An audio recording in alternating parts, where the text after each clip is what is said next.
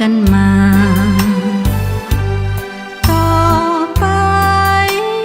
น้องบ่ขอไฟหา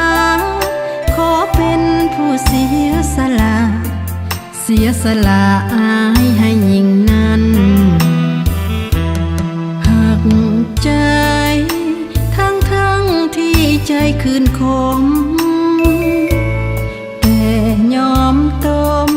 และทมด้วยเห็นใจกันเพื่อยิงที่ไม้ปองผูกพันหวังปองหัวใจอายนั้นได้ดังฝันน้องขอหลีกทางสุขสันต์กันเถิดน้องเปิดเส้นทางให้แล้วแม้นใจจะแป้วเป็นหอยเมื่อยามสิ้นหวัง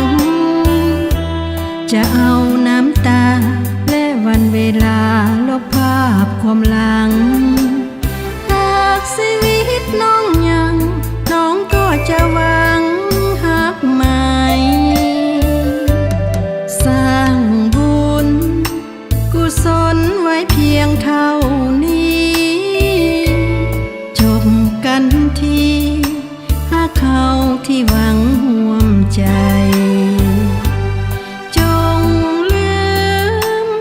น้องเสียเลยอย่ามาแม้นบุญเฮามีศาสตร์ใหม่ก็คงได้ห่วมใจดังหวัง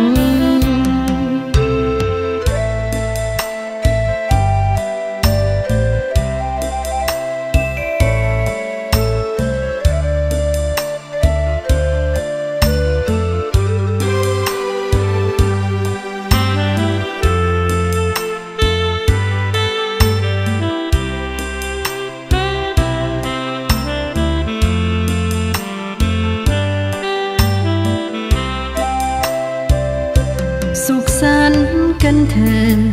น้องเปิดเส้นทางให้แล้วแม้นใจจะแป้